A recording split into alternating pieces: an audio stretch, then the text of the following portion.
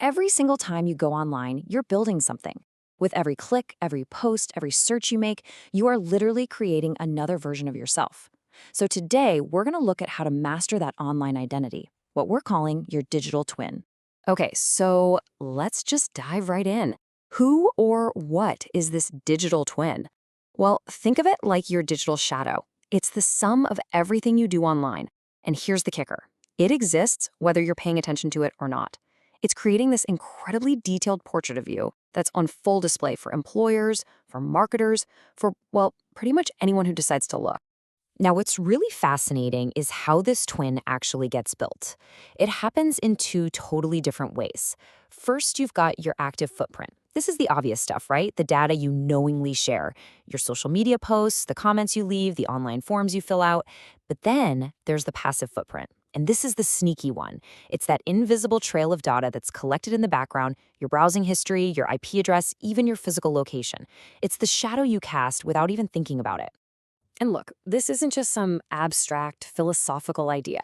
Your digital footprint has very, very real-world consequences. A study by CareerBuilder found that a staggering 70% of employers are using social media to screen candidates. I mean, think about that. Your digital twin could literally be the thing that decides whether or not you even get a call for an interview. So, with that in mind, how in the world do you take back control? Well, it really requires a two-part strategy. So let's start with the first part, proactive offense. This is all about consciously and deliberately building the version of you that you want the world to see. Chris Anderson, the former editor of Wired, just nailed it with this quote. Your brand isn't what you say it is, it's what Google says it is. I mean, it's so true, isn't it?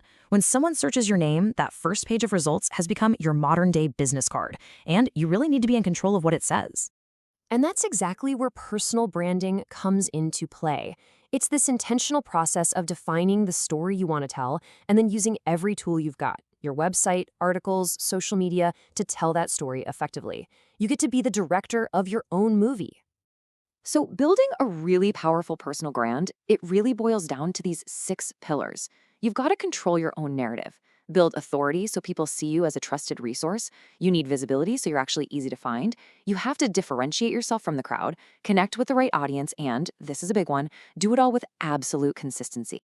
All right, so you've put in all this hard work to build a great online presence. Awesome, but that's only half the battle. Now we've got to talk about reactive defense, which is all about protecting the amazing reputation you've so carefully built. The difference here is actually pretty simple. Personal branding is proactive. It's all about you putting your best self forward to stand out. Online reputation management, well, that's reactive. It deals with what other people are saying about you, and the goal there is to control that conversation, which usually means pushing down any negative stuff. And make no mistake, that conversation about you is happening online right now. For younger audiences especially, social media isn't just a source of information about business leaders, it has become the dominant source. Opinions are being formed right there, whether you decide to join in or not. And this has a direct impact on the bottom line. A major survey found that 56% of people said that an executive's social media presence positively influences their decision to actually buy from that company. So here's the crucial takeaway. Your digital twin isn't just a personal thing, it's a valuable company asset. Okay, so having an active, positive presence is clearly a huge plus. But what happens when things go south? When that online conversation turns sour and your digital twin gets, a black eye? That is when you need a solid repair strategy. And it's a pretty clear 4-step process. First, you analyze the negative content. You have to understand it. Then, you create a flood of targeted positive content. The whole goal here is to suppress the negative results by using SEO to push your good stuff higher in the search rankings. And finally, you have to continuously monitor your reputation so you can stay ahead of any new problems. Now, all this talk about offense and defense, it mostly deals with the web you can see. But there's this whole other kind of darker layer to your digital twin, a hidden marketplace that operates totally behind the scenes, trading in the very data that makes you, you. Yeah.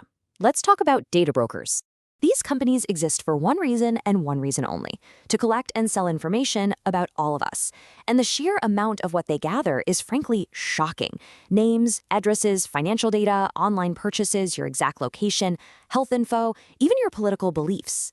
They use all this to build these incredibly detailed files that are then sold to other companies to make decisions about you, everything from the ads you see to the loans you qualify for.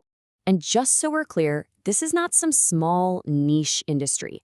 We're talking about an estimated 5,000 data brokers operating around the globe. It's a massive, almost invisible market that is profiting from your personal information every single day.